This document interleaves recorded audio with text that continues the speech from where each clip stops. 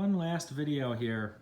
I thought I would just take a short minute to go over these little magical artifacts because they are really, in a lot of ways, the heart and soul of this game. These are all treasure chests.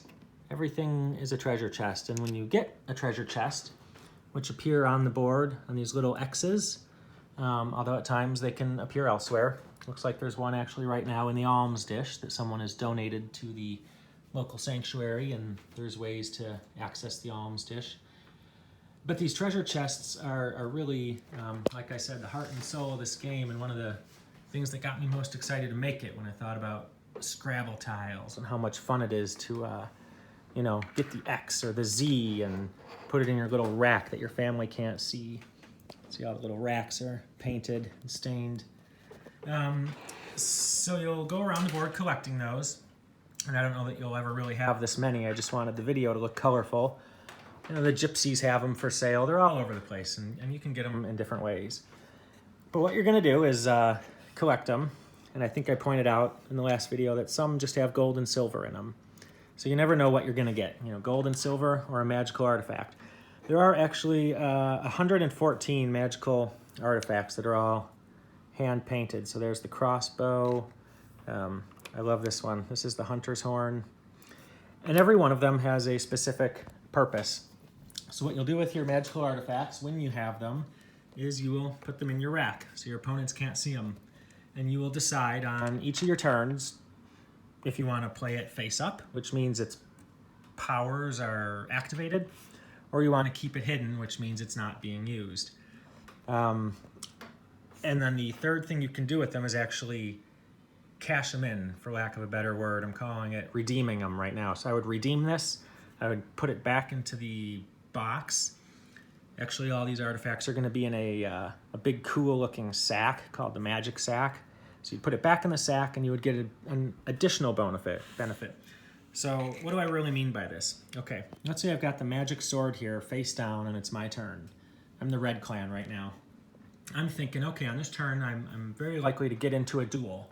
Let's say my red knight ends up dueling that green thief over there. So before I roll the dice, I'm going to play my magic sword face up. Now I don't have all these memorized. I'm going to have a separate rule book that lays out the benefits for each magical artifact.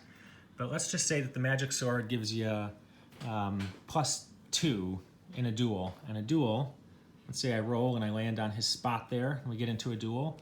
You're just going to be rolling against each other.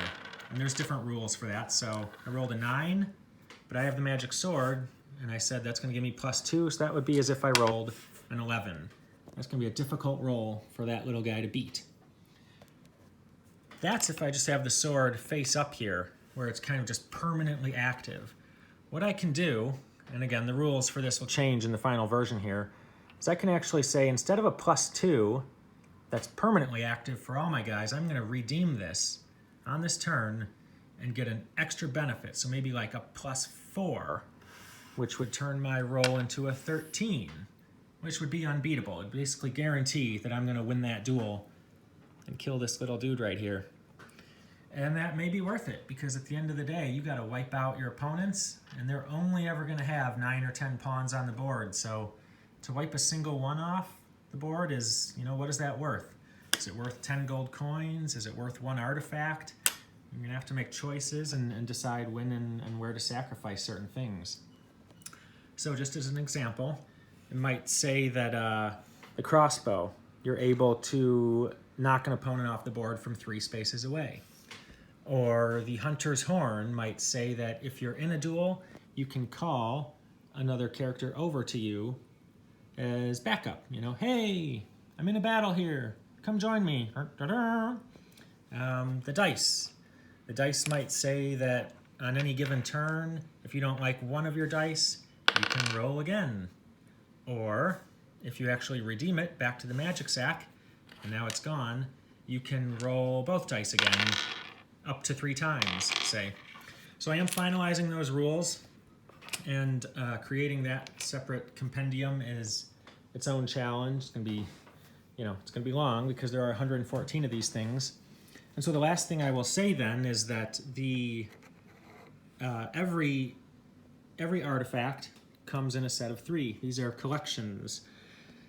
And if you have all 3, you get an enhanced set of powers. So for instance, the magic sword is part of a set, and I believe I have it over here with the magic shield. Aha, how creative am I?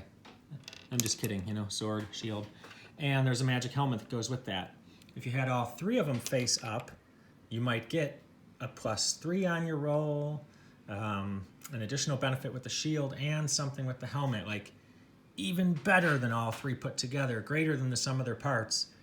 And if you actually cashed in 3 at once, which I could do here, you might get, you know, a benefit that's 10 times more powerful than any one of them on its own. This is not a great one to actually make an example of. This is the quill and ink, the magnifying glass, and the King's Sigil ring. And I don't remember what those do off the top of my head. And frankly, if I can't remember what all this does, how is anybody else gonna keep track of what they're doing here? So here's another collection. The gold miners have face up. Here's the 7 league boots, the enchanted compass, and the treasure map. And they've got them all face up, which means they're gonna be getting, you know, a really special extra boost to what they're doing. But I would have to check the rules on what that actually does again. You can see some are actually played face up here on the board. Here's an example, one I know, the poison apple. You pass by somebody on the board and give them a poison apple, they're dead. That's an incredibly powerful one, although it seems pretty simple. What else do we have? The invisibility mask, the ring of keys, ancient dagger, demon skull, holy book, magic mirror, skeleton key, cyclops eyeball. So just all kinds of cool stuff here, and you'll have to keep track of what you have and what it does and what you want. You might look at the Gypsy Caravan and say, oh, what do they have for sale? You know, if I bought one of these, would I be able to complete one of my collections? And is that really worth traveling halfway across the board to go do? Well, maybe it'd be easier to travel across the board if you had a portal stone and you could jump from that blue squiggly all the way to that blue squiggly, which, as you can see, is on a semicircular blue dock, which means your blue characters and no one else can jump off the dock into the river and fast travel to another dock. There's one over there.